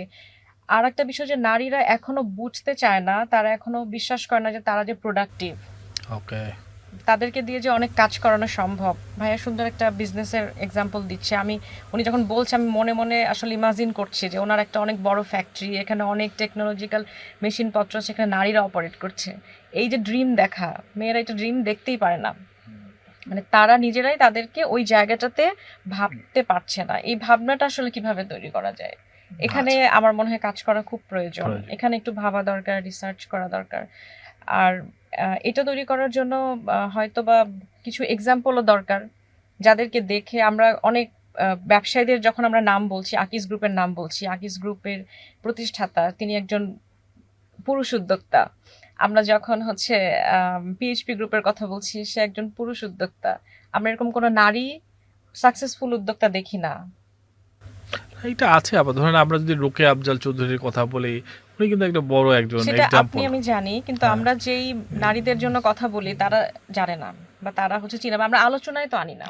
হ্যাঁ, তাদের কেস স্টাডি গুলো কেন আমরা সামনে আনি না, কেন অন্যদের গুলো আনি? এক্স্যাক্টলি, কেন আমরা এক্সাম্পলই দিচ্ছি বারবার পুরুষ যারা সফল উদ্যোক্তা তাদের, কেন আমরা কোনো নারীদের, যারা অনেক নারী সফল আছে আমাদের দেশে, অনেক আছে, খুব হয়তো বড় পর্যায়ে নাই, মিডল পর্যায়ে আছে, আরো হুম। ছোট উদ্যোক্তা আছে, আপনি আমরা অনেকে জানি। কেন হুম। আমরা তাদের এক্সাম্পলগুলো দিচ্ছি না? কেন হুম। এটা বলে তো আমাদের মেয়েদেরকে আসলে উৎসাহিত করা প্রয়োজন। প্রয়োজন। কারণ আমাদের মেয়েরা ওই যে বললাম, তারা আসলে পারিবারিক, সামাজিক, মানসিকভাবে এত পেছানো, তারা নিজেদেরকে ওই পর্যায়ে ভাবতে পারে না, ওই স্বপ্নটা তারা দেখতে পারে না। এটা দেখানোর জন্য কিছু এক্সাম্পল তাদেরকে দিতে দেওয়া হবে। প্রয়োজন এবং ফ্রন্টে আসা প্রয়োজন। ইনশাল্লাহ আপা, আমরা নারী পুরুষ সবাই মিলে এই চ্যালেঞ্জটা উতরে যাব আশা করি। একরামুল ভাই, আপনার কাছে আসি। সেটা হচ্ছে যে এইবারের বাজেটে ব্যক্তিগত করের যে হচ্ছে টোটাল অ্যামাউন্ট, সেটা কিন্তু বৃদ্ধি করা হয়েছে। পুরুষদের জন্য করা হয়েছে 3,75,000 টাকা, আর নারীদের জন্য করা হয়েছে 4,25,000 টাকা। এটা একটা ভালো দিক। আবার অন্যদিকে করের যে প্রথম সিলিং ছিল 5%, সেটা কিন্তু বাদ দিয়ে দেওয়া হয়েছে, অর্থাৎ ট্যাক্স শুরু হচ্ছে হলে 10% থেকে। হ্যাঁ, তো এইটাতে কি আসলে উদ্যোক্তারা লাভবান হবেন, নাকি তারা একটু চ্যালেঞ্জ ফেস করবে? তো এখানে চ্যালেঞ্জ বেনিফিট দুইটাই থাকবে। দুটোই থাকবে। আপনি এটা চিন্তা করে আরেকটা যদি চিন্তা করেন, দেখেন যে আগে কিন্তু আমাদের ট্যাক্স রিটার্ন সারা বছর আমরা সাবমিট করতে পারতাম না। আরেকটা বেনিফিটের কথা বলতেছি, জি জি। যে ট্যাক্স রিটার্ন আমরা সারা বছর সাবমিট করতে পারতাম না, সময় বাড়াতে হতো, হতো অনেক কিছু করতে হতো। time এবার petition। কিন্তু টাইম পিটিশনের ছিল। তো এখন যেটা হলো যে এই বছর যেটা করছে সেটা হলো যে গভর্নমেন্ট সারা বছর রিটার্ন সাবমিট করা যাবে, এবং সেখানে দেখেন যে ফার্স্ট কোয়ার্টার যেটা রিটার্ন সাবমিশনের জন্য, সেখানে কিন্তু গভর্নমেন্ট আপনাকে আরও উল্টো ইনসেন্টিভ দিতেছে, যে আপনি যদি উইদিন সেপ্টেম্বরের মধ্যে রিটার্ন সাবমিট করেন তাহলে গভর্নমেন্ট আপনাকে আরও ট্যাক্স ফেরত দিবে। ঠিক আছে, তো এইটা কিন্তু একটা ভালো দিক। অবশ্যই, এবং ঠিক এগুলি আছে, তো- আরো বেশি করে আলোচনা আসা উচিত। হ্যাঁ, এটা এগুলো তো আমি অবশ্যই আশা কিন্তু করতে এখন এই আলোচনা থেকেই ঠিক আছে। জানলাম। আমি মানে এইটা আমিও হ্যাঁ, জানতাম না। এরকম আমরা একটা দিক চিন্তা করতেছি যে এদিকে কমাই দিল তো আমার লস হবে, তো Loss আমরা হবে। ওইটা চিন্তা করি যে হ্যাঁ। ওদিকেও কিন্তু একটা বেনিফিট দিয়ে দিতেছে। সো হ্যাঁ। সবসময় এভারেজ করে চলতে হবে। অবশ্যই। ঠিক আছে, তো আমাদের হিসাব হলো যে যেহেতু সরকার ব্যবসায়ীদের জন্যে এবং এসএমই দিকে গভর্নমেন্টের একটা ভালো নজর আছে, এবং ব্যবসা বান্ধব বাজেট নিয়ে আসার জন্য গভর্নমেন্ট কিন্তু যেটা করছে সেটা হলো যে আমি একটু বাড়তি কিছু জিনিস বলি, যেটা জাহিদ ভাই sure. বলতেছিলেন যে উনি ভ্যাটের কিছু বিষয় বলতেছিলেন, যে ক্যাপিটাল মেশিনারি ইম্পোর্ট বা গভর্নমেন্টের ভ্যাট এক্সামশন দেওয়ার বিষয়ে। সো জাহিদ ভাইয়ের অব্যাহতির জন্য বা সবার অব্যাহতির জন্য একটা জানেন যে ক্যাপিটাল মেশিনারি ইম্পোর্ট করলে সেখানে গভর্নমেন্টের অব্যাহতির সুবিধা আছে, কিন্তু সেখানে কিছু শর্ত আছে। তো আপনি যখন কোনো বেনিফিট নেবেন সেখানে আলটিমেট কিছু ফর্মালিটিস থাকবে। আর আমরা যখন কোনো কিছু এক্সপোর্ট করি দেশের থেকে, সব এক্সপোর্টে কিন্তু গভর্নমেন্টের ভ্যাট 0 রেট, এক্সপোর্টে কোনো ধরনের ভ্যাট দেওয়া লাগে না। থার্ড হলো যে যেটা কথা হলো যে কৃষি উদ্যোক্তা বা তথ্য প্রযুক্তি, ইনফরমেশন টেকনোলজি নিয়ে। সো কৃষি পণ্য বা তথ্য প্রযুক্তিতে কিন্তু গভর্নমেন্টের যথেষ্ট ভ্যাটের ছাড় দেওয়া আছে, এবং কৃষিতে অনেক পণ্য আছে কৃষি খাতের, যে সেখানে গভর্নমেন্টের ভ্যাট এবার তো আরো বেড়েছে বোধহয়, এবার হ্যাঁ। সে প্রায় 7টা সেখানে অনেক অব্যাহতি দেওয়া হ্যাঁ। আছে। সেকেন্ড হলো যে তথ্য প্রযুক্তি খাতে যে জিনিসগুলো আছে সেখানে কিন্তু ভ্যাটের হারটা রিডিউস রেটে দেওয়া আছে, মাত্র 5% ভ্যাট দেওয়া লাগে, এবং সেখানে কিন্তু ট্যাক্সের এক্সামশন দেওয়া আছে। থার্ড হলো যে নারী উদ্যোক্তাদের নিয়ে কথা হতেছিল, নারী উদ্যোক্তাদের শোরুমগুলা, সেই শোরুমের যে একটা ভাড়া দেওয়া লাগে, যাদের নিজস্ব না শোরুমগুলা ভাড়া নিয়ে শোরুম করা, সেই নারী উদ্যোক্তাদের কিন্তু শোরুমের যে ভ্যাটটা, ভাড়ার যে ভ্যাটটা, সেই ভ্যাটে কিন্তু গভর্নমেন্ট অব্যাহতি দিয়ে রাখছে। মানে সবাইকে গভর্নমেন্ট চাইতেছে যে তারা নারীদেরকেও আরও সামনে নিয়ে আসার জন্য গভর্নমেন্ট যে বিভিন্ন ধরনের ছাড় দিতেছে। এটা আমরা প্রণোদনা বলতে পারি, এক ধরনের প্রণোদনা, যে ক্যাশ টাকা দিতেছে না, কিন্তু অন্য কোনোভাবে কি করতেছে সেটাকে হ্যাঁ। সাবসিডাইজ করে দিতেছে। জি। ঠিক আছে, তথ্য প্রযুক্তি খাতেও কিন্তু এরকম। তথ্য প্রযুক্তি নিয়ে যারা কাজ করে তাদের যে অফিসটা, সেটা যদি ভাড়া হয় সেখানে গভর্নমেন্টের ভ্যাটের অব্যাহতি দিয়ে আছে, ট্যাক্সের তো অব্যাহতি দিয়ে আছে। তো গভর্নমেন্ট কিন্তু সব জায়গাতে যে ক্যাশ টাকা দিয়ে সাবসিডি দিবে এরকম না, গভর্নমেন্ট অন্যান্য সুবিধা দিয়ে কিন্তু তাদেরকে এনকারেজ করতেছে, তোমরা সামনে আসো। ঠিক আছে, তো এগুলো কি হতেছে যে আমরা প্রথমে যেটা আলাপ করতেছিলাম যে ভয়, বা আমরা অনেকে জানি না এই জিনিসগুলো। হ্যাঁ।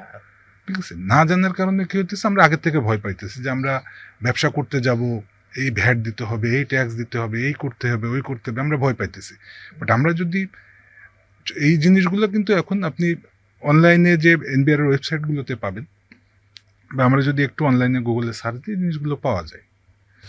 এবং আমার মনে হয় এই বাজেটে তো এরকমও একটা প্রস্তাবনা আছে যে ভ্যাট রিটার্নটা যেটা মাসিক দেওয়া হতো ওইটা বোধহয় ত্রৈমাসিক করে দেওয়া হ্যাঁ কথা বলা হয়েছে। হ্যাঁ, আগে যেটা প্রতি মাসে রিটার্ন দাখিল করতে হতো, এবারে গভর্নমেন্ট এখানে অনেকটা ব্যবসায়ীদের জন্য ছাড় দিয়েছে যে না, আপনাকে প্রতি মাসে রিটার্ন সাবমিট করতে হবে না, আপনি কোয়ার্টারলি রিটার্ন সাবমিট কোয়ার্টারলি, করেন। হ্যাঁ সেটাই আর কি। এটাও একটা বড় এটা একটা সুযোগ, তাহলে যে বড় প্রতি change মাসে হবে। রিটার্নের যে জন্য আপনার ডকুমেন্টেশন করে রিটার্ন জমা দিয়া, ঠিক আছে, জি, আপনি জি। 3 মাস ডকুমেন্টেশন করে রাখেন, আপনার যতটুকু রেভিনিউ হয়েছে রেভিনিউটা জমা দিয়ে রাখেন।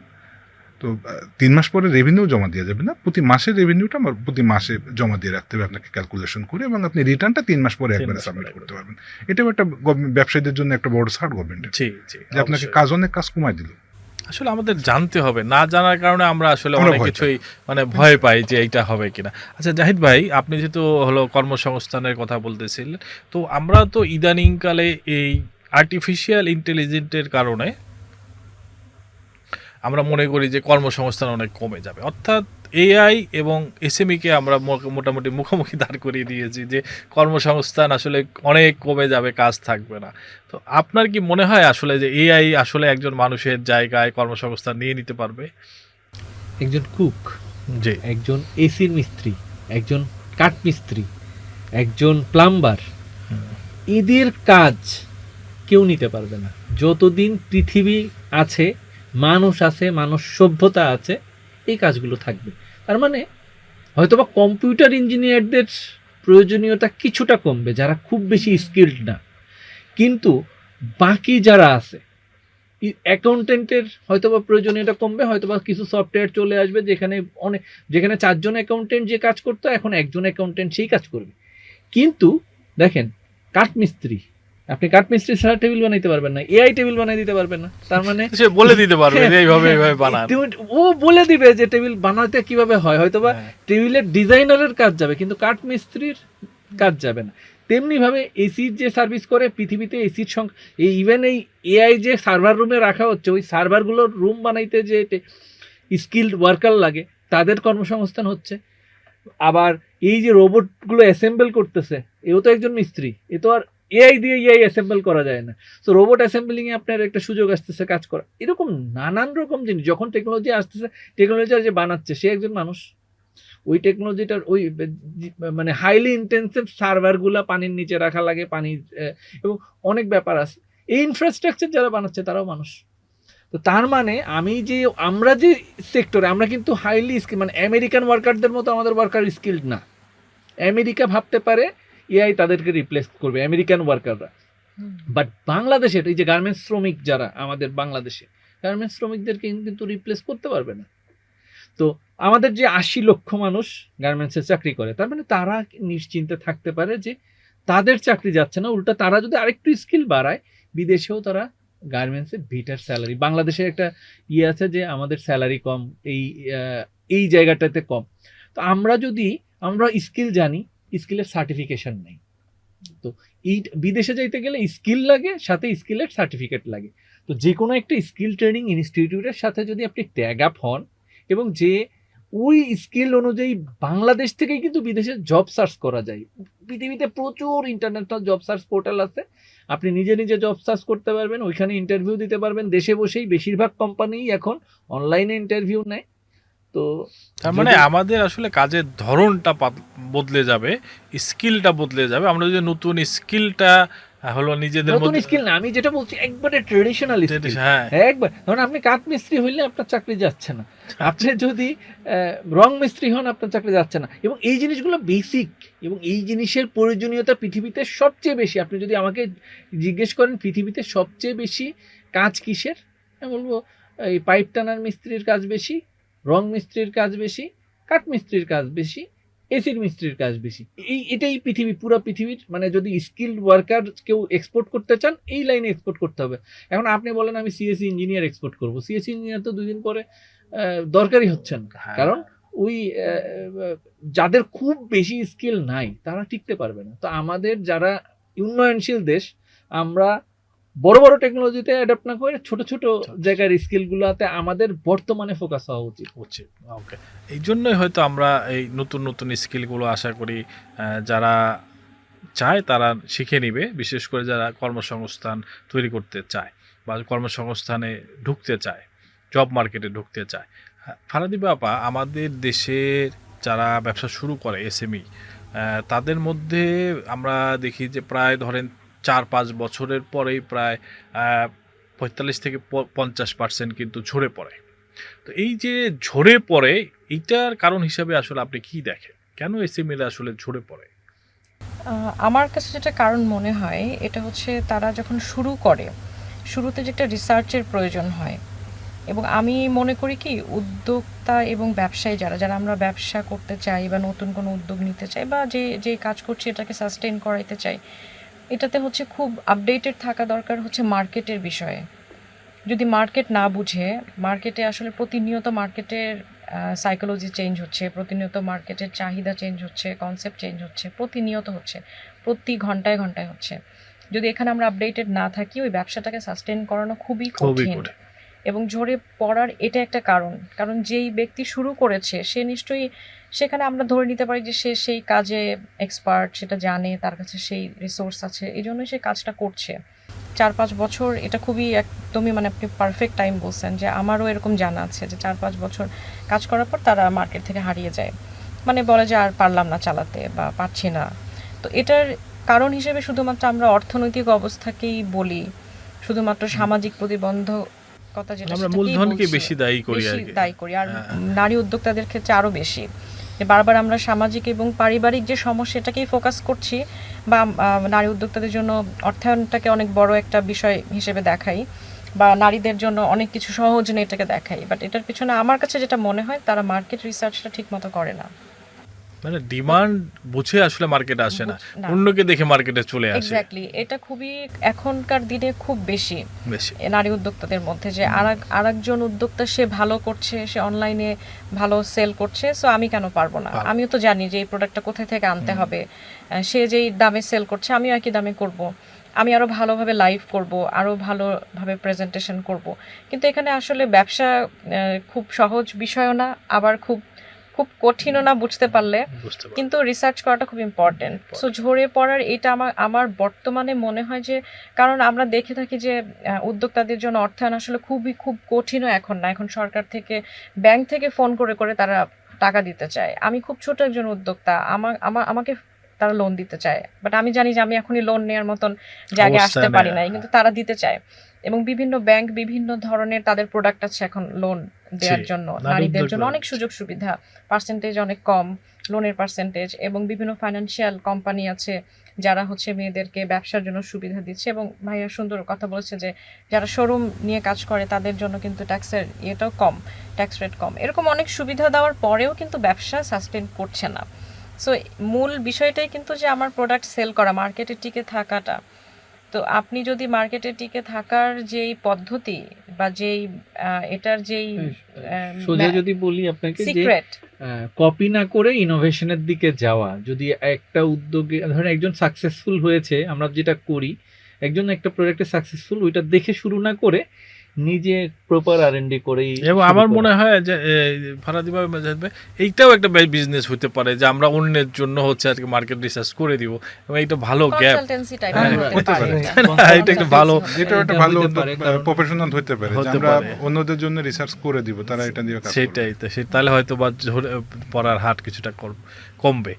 একরামুল ভাই, আমাদের হচ্ছে নারী উদ্যোক্তাদের জন্য এবারে হলো বাজেটে একটা ভালো সুখবর দেওয়া হচ্ছে। সেটা হচ্ছে যে এসএমই উদ্যোক্তাদের 50 লাখ টাকা যদি টার্ন ওভার থাকে, এবং নারীদের জন্য, নারী উদ্যোক্তাদের যদি 70 লাখ টাকা টার্ন ওভার থাকে, তাহলে করমুক্ত করার প্রস্তাব করেছে। এইটা আসলে এক জায়গায় তো আমি ওখানে যে একটা সিলিং দেখছি 4,25,000 টাকা, তাহলে এই টার্ন ওভারটা আসলে কিসের উপরে হিসাব এটা হলো করবে? ব্যবসায়িক টার্নওভার, মানে এটা হলো যে ব্যক্তি, ব্যক্তির টার্ন ওভার, আর এটা মানে হলো হ্যাঁ, এটা হলো দুইটা জিনিস আছে। একটা হলো জি, যে এটা একটু টার্নওভার, মানে পরিষ্কার হতে চাই আর কি। টার্নওভার এক জিনিস, জি। আর একটা হলো যে Income। আপনার ইনকাম এক জিনিস। হ্যাঁ, এটা আমি বুঝি, বাট আমি তো সবার এখানে জন্য একটু যেটা বলতে বলছি চাই। সেটা হলো টার্নওভার। এখন হ্যাঁ। টার্নওভার আপনার সারা বছরে যদি এত টাকা সেল হয়, জি, টার্নওভার আসলে এরপরে আপনি আপনার ব্যবসায় খরচ হিসাব করবেন, খরচ হিসাব করার পরে আপনার যে প্রফিটটা হবে তার উপরে যে ট্যাক্স দিবেন সেটা ওই স্ল্যাব অনুযায়ী ট্যাক্সটা নির্ধারণ হবে। মানে আমি লাভটা নেওয়ার পরে যদি হ্যাঁ। ওই স্ল্যাবের মধ্যে আমি পড়ি, তাহলে তাহলে ওই আপনি অনুযায়ী আমি tax ট্যাক্স দেবো। আর টার্নওভারটা হচ্ছে যে ব্যবসায় যে আমার এক বছর অর্থনৈতিক বছর, অর্থ বছরের যে টার্নওভার, টাকা পয়সা লেনদেন হবে, সেটা যদি এই পরিমাণ হয়, তাহলে আমি হচ্ছে এই করমুক্ত অবস্থায় থাকবো। মানে আমি 50 লাখ টাকা পর্যন্ত এখন ইনকাম করলে, ইনকাম বলতে সেল হইলে হুম। ট্যাক্সের আওতায় পড়ছি না, পড়ছি মানে এটার ভিতরে, তাহলে এটা একটা বিশাল বিশাল লাভ পেয়েছি। হ্যাঁ বিশাল। আচ্ছা জাহিদ ভাই, আপনার কাছে এবার একটা প্রশ্ন করি আমি, সেটা হচ্ছে যে এইবার বাজেটে বলেছে যে করব কাজ গড়ব দেশ, এই নীতিতে হচ্ছে কর্মসংস্থানের কথা বলা হয়েছে, যে এই নীতিকে মাথায় রেখে কর্মসংস্থানের ব্যবস্থা করা হবে, এবং সাথে ক্রিয়েটিভ অর্থনীতি বলে একটি উপখাত তৈরির কথা বলা হয়েছে, অর্থাৎ এই উপখাত থেকে আরও বিশেষ জোর দিয়ে এখান থেকে একটা ইনকামের সোর্স হিসাবে হলো দেখভাল করা হবে আর কি, ইনকামের সোর্স হিসাবে এটাকে দেখা হচ্ছে। সেই যে ক্রিয়েটিভ অর্থনীতি, এই ক্রিয়েটিভ অর্থনীতি আপনি যেহেতু হচ্ছে আগেও কিছু ক্রিয়েটিভ কাজ করতেন আমি যতটুকু জানি, সেইখান থেকে এই প্রশ্নটা আপনাকে করা, এবং সেই ক্রিয়েটিভ অর্থনীতিটা যে আমাদের উপখাত হতে যাচ্ছে, এইটাকে আপনি আসলে কিভাবে দেখছেন? দেখেন, কোনো একটা প্রোডাক্ট আপনি যদি র মেটেরিয়াল এক্সপোর্ট করেন তাহলে আপনি খুব কম টাকা পাবেন। ওকে। কারণ তুলা আপনি গাছ থেকে পারলেন, তুলাটাই এক্সপোর্ট করে দিলেন, তাহলে কিন্তু ধরেন তুলার কেজি যদি 100 টাকা হয়, তুলা থেকে যদি সুতা বানায় এক্সপোর্ট করেন, সুতার কেজি 1000 টাকা। তো ক্রিয়েটিভ যদি আমরা না হই, এই তুলাটা যদি আমরা র মেটেরিয়ালটা এক্সপোর্ট করে দিই, আমাদের তো দেশের লাভ হচ্ছে না। এই জন্য সরকার কি করছে, উদ্যোক্তাদেরকে আরো উদ্যোগী হতে বলতেছে, মানে কাজ করতে বলতেছে, যে তুমি শুধু তুলা উৎপাদন করে থেমে যেও না, তুমি তুলার সাথে তুলার থেকে একটা স্পিনিং ফ্যাক্টরিতে নাও তুলাটা, এই রেশম গুটিটা নিয়ে যেয়ে তুমি সুতায় উৎপাদন করো, এবং এখান থেকে তুমি টেক্সটাইল মিলে নিয়ে যাও, নিয়ে ফেব্রিক তৈরি করো, ফেব্রিক তৈরি করে তুমি ডাইং ইন্ডাস্ট্রিতে যে সুন্দর সুন্দর রং করো, বেডশিট করে রপ্তানি করো একটা। এবার আপনি তুলা রপ্তানি করতেন 100 টাকায়, সেম তুলা আপনি যদি সুতা হিসেবে বিক্রি করতেন, সেই সুতাটার দাম 1000 টাকা। সেম তুলা বেডশিট হিসেবে যদি বিক্রি করতে, তার দাম 2500 টাকা। মজা না? 100 টাকার জিনিস 100 টাকা 2500 টাকায় কনভার্ট হইলো, জিনিস কিন্তু একই, মানে বেজ র মেটেরিয়াল কিন্তু সেম। এইখানে কি হয়েছে, ওই যে বললো করবো কাজ আর নিজেদের গর্ব দেশ। মানে আমরা কি করছি, মাঝখানে সবাই কাজ করছি, আমরা স্পিনিং ইন্ডাস্ট্রিতে কাজ করছি, আমরা ফেব্রিক ইন্ডাস্ট্রিতে কাজ করছি, আমরা ডাইং ইন্ডাস্ট্রিতে কাজ করছি, হয়তো বা প্যাকেজিং ইন্ডাস্ট্রিতে কাজ করছি। এই কাজ করার মাধ্যমে 100 টাকাকে 2500 টাকায় কনভার্ট করলাম। এই 2500 টাকা কনভার্ট করার যে জার্নিটা, এইটা যদি আমরা সবাই শিখতে পারি, আয়ত্ত করতে পারি, এবং আমরা বুঝতে পারি যে একটা প্রোডাক্ট 100 টাকায় না বিক্রি করে 2500 টাকায় বিক্রি করা যায়, সেম জিনিস, শুধু আপনাকে কয়েকটা পর্যায়ে ভ্যালু অ্যাড করতে হবে। এটাকে বলা হয় ভ্যালু অ্যাডিশন। আমরা যে ভ্যাট দেই, ভ্যালু অ্যাডেড ট্যাক্স। আর আরেকটা হচ্ছে ভ্যালু, অর্থাৎ আপনি যখনই একটা পণ্য থেকে আরেকটা পণ্যকে রূপান্তর করছেন, এটাকেই বলা হয় ভ্যালু অ্যাডিশন। যখন আপনি ভ্যালু অ্যাড করছেন, হয়তো গভর্নমেন্ট এবছর যেহেতু ট্যাক্স এবং ভ্যাটে বেশ কিছু জায়গায় আমাদেরকে ছাড় দিচ্ছে, এক্সাম্পশন দিচ্ছে, এখানে আমাদের মনে হয় এইবার কাজ করা উচিত। ইভেন আমি একটু ভাইয়ের সাথে অ্যাড করি, মানে তুলা থেকে যখন বেডশিট পর্যন্ত আসছে, আমি আসলে বাদ যাবেন কেন? হ্যাঁ, আমি বাদ যাবো কেন, আমি যেহেতু ক্রিয়েটিভ কাজ করি, সো আমি আসলে ওই তুলা থেকে বেডশিটের যে জার্নি, এটার চেয়ে সরকার যেটা এখন অন্তর্ভুক্তি করছে যে ক্রিয়েটিভিটি বিষয়টা, এটা হচ্ছে যে ওই বেডশিটকে আমি এখন এটাতে আমি নকশি কাঁথার কাজ করি। নকশি কাঁথার কাজও ধরেন বিভিন্ন মানে অনেক বছর ধরে আমাদের দেশে চলে আসছে, এবং বিদেশে এগুলো আমরা রপ্তানি করে আসছি। সো এটাও এখন আমার কাছে পুরনো কনসেপ্টই মনে হয়, যে নকশি কাঁথা তো বিদেশে বহু বছর ধরে যাচ্ছে, তাহলে এটাকে আরো ইনোভেশন আনো, কি ইনোভেশন আনা যায়। সো দেখেন, আমরা বাহিরের দেশের ওয়েদারের কথা যদি চিন্তা করি, যে তাদের দেশে আমাদের যে কটন, আমরা যেই নকশি কাঁথা তৈরি করি, সেটা আমাদের দেশের জন্য আমাদের ওয়েদার ফ্রেন্ডলি, কিন্তু যখন এটা ইউরোপ আমেরিকাতে যায়, এই কটন ফ্যাব্রিকের কাঁথা কিন্তু ওই দেশের জন্য আসলে এটা শখের বস্তুই, এটা কিন্তু ইউজেবল না আসলে। সো আমি যদি একজন ক্রিয়েটিভ পার্সন নিজেকে মনে করি, তাহলে আমাকে ভাবতে হবে যে এই কাঁথাটা আমি এমন কোনো ম্যাটেরিয়ালে বানাবো, এমন কোনো ম্যাটেরিয়ালে আমি নকশি কাঁথা করব, যেটা ওই দেশে শীতকে মোটামুটি কাভার দিতে পারে। আমাদের দেশ থেকে প্রচুর, আমাদের ধরেন আমরা আত্মীয় স্বজনকে দেখলেও জানবো যে তারা নকশি কাঁথা ঘরে অন্তত একটা বাংলাদেশি মানুষ স্যাম্পল হিসেবেও রাখে, যে আমি একজন বাংলাদেশি মানুষ, একটা নকশি কাঁথা আমার ঘরে আছে। কিন্তু ব্যবহার কি আসলে করে? কারণ ওই দেশের যে ঠান্ডা, ওইখানে এই সুতি কাপড়ের কাজ হয় না, এটা শখের একটা জিনিস হিসেবে থাকে। বাট এটা আমরা কাজে লাগাই, তাহলে এটার প্রয়োজনীয়তা বাড়বে, এটা ইনকামের জায়গা মানে তৈরি হবে। আমি আপুর সাথে যদি অ্যাড করি, আমরা যদি নকশি কাঁথা না বলে নকশি কম্পিউটারে যাইতে পারি এখন, হ্যাঁ, সেটাও হতে পারে। That So that is creativity. ইউরোপের মার্কেটে কিন্তু নকশি কম্পিউটার চলবে, নকশি কাঁথা চলবে না। আমি যদি এইটা So এটা আলোচনায় আসলে অনেক কিছু হ্যাঁ, বের হ্যাঁ, হয়ে বের হয়ে আসছে। আসবে, হ্যাঁ, এই এভাবে কারণে আসলে ভাবা আমাদের প্রয়োজন। আজকের আলোচনা। ওকে, আমরা ইনশাল্লাহ আশা করি এইগুলো আস্তে আস্তে আমরা দেখতে পারবো, ক্রিয়েটিভ কাজ যেগুলো আমাদের উদ্যোক্তা আছে তারা আরও বেশি ক্রিয়েটিভ হবে। ইকরামুল ভাই, আমি আপনাকে যে বিষয়টা এখন মানে শেয়ার করতে চাই সেটা হচ্ছে যে সরকার বাংলা বীজ নামে একটা প্ল্যাটফর্ম তৈরি করেছে এবং সরকার বলছে যে এই প্ল্যাটফর্ম থেকে অলরেডি হচ্ছে সকল ধরনের সেবা, সরকারি সেবা, বিশেষ করে লাইসেন্স জনিত, রপ্তানি জনিত যে সেবা আছে সেগুলো একটা জায়গা থেকেই প্রদান করা হবে। সেই প্ল্যাটফর্মটার নাম হচ্ছে বাংলা বীজ। এখন এই গভর্নমেন্টের বিভিন্ন অফিসের সক্ষমতা না বাড়িয়ে শুধুমাত্র একটা প্ল্যাটফর্মে যদি আমরা সকল সেবা নিয়ে আসি, এটার আসলে সবল দিক এবং দুর্বল দিক আপনি কিভাবে দেখেন? দুইটা জিনিস, যেটা সবল দিক দুর্বল দিক। আচ্ছা, কোনো কিছু শুরু না করলে কিন্তু বোঝা যায় না, বোঝা যাবে না যে আপনার হ্যাঁ, পরবর্তীতে কি লাগবে। জি, তো জি। গভর্নমেন্ট শুরু করছে, এটাই বড় জিনিস যে গভর্নমেন্ট ডিজিটালাইজ সবকিছু করতে চাইতেছে। জি। তো যেহেতু ডিজিটালাইজ করতে চাইছে, যে গভর্নমেন্ট শুরু করছে, এরপরে বিভিন্ন সময়তে এর হয়তো ভালো দিক তো আছে, হয়তো কোনো খারাপ দিক আসলে সেটা পরবর্তীতে সলভ হবে। কারণ জি। রাতারাতি আপনি আপনার চাহিদা কি রাতারাতি আপনি সব চাহিদা ফুলফিল করে আপনি কখনোই কোনো কাজ করতে পারবেন না। তো এখানে যখন সাবস্ক্রাইবার বাড়বে, যখন মানুষ সেবা গ্রহণ করা শুরু করবে, তখন এর বিভিন্ন যে দিকগুলো, পরবর্তী যে দিকগুলো আসবে সেগুলো গভর্নমেন্ট সমাধান করবে। আমরা এর আগেও তো দেখছি যে আমাদের ভ্যাট যে সার্ভার ছিল, ট্যাক্সের সার্ভার ছিল, বা অন্যান্য যে সার্ভারগুলো ছিল সেগুলো শুরু করছে, এরপরে চ্যালেঞ্জ আসছে পরে সেগুলো সমাধান হয়েছে। তো এখানেও ওইভাবে সমাধান চলে হয়ে যাবে।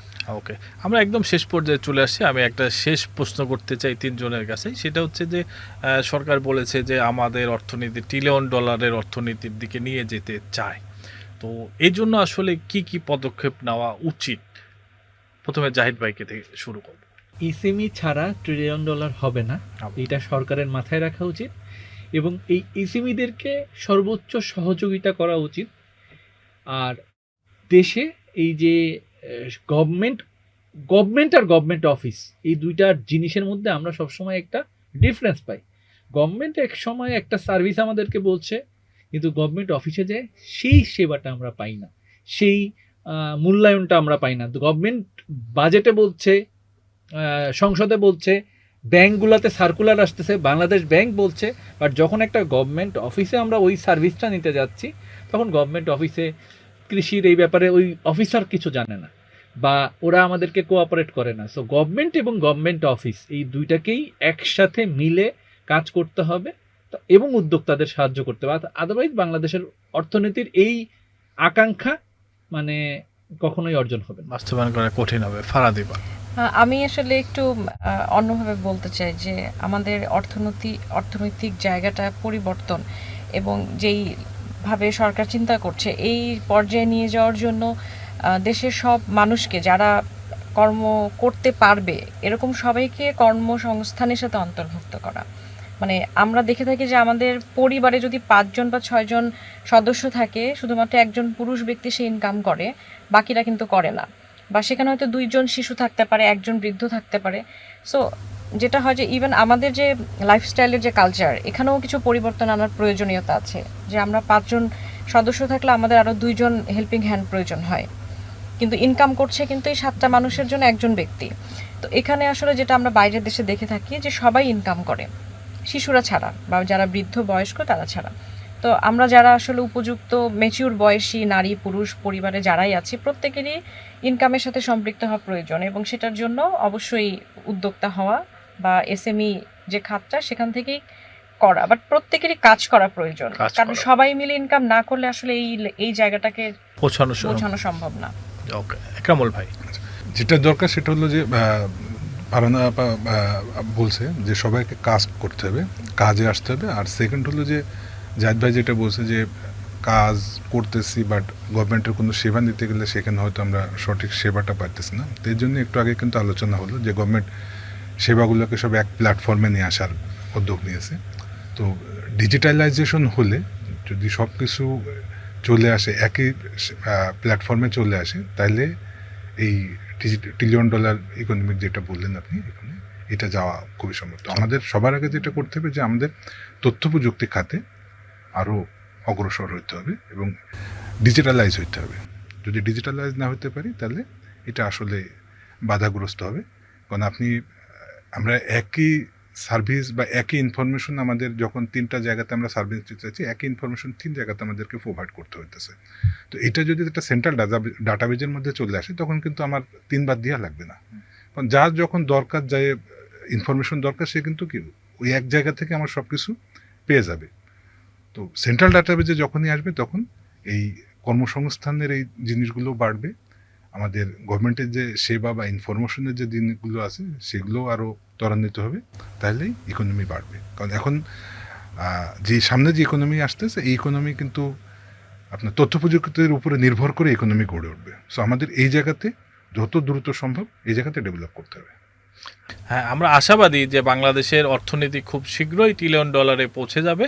আপনাদের সবাইকে, 3 জনকেই অনেক অনেক ধন্যবাদ আপনাদের মূল্যবান সময় মধ্যে থেকে আমাদেরকে সময় দেওয়ার জন্য, এবং রেডিও ভূমিকেও ধন্যবাদ এই আন্তর্জাতিক এমএসএমই দিবস উপলক্ষে উদ্যোক্তা সংলাপের মতো একটি চমৎকার আয়োজন করার জন্য।